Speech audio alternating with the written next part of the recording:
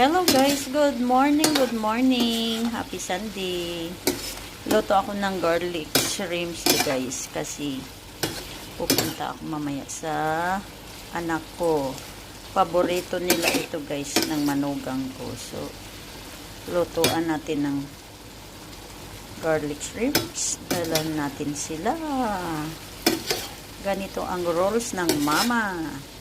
Pag kayo may anak, alam niyo kung anong paborito. So, need talaga lutuan. Ayan, paborito nila ito guys. Ayan guys. Garlic shrimps. Wala kasi akong butter guys eh. Garlic shrimps ito, mantika ang nilagay. O, diba? O, maliit lang hipon nila dito guys. So, ayan guys. Thank you for watching.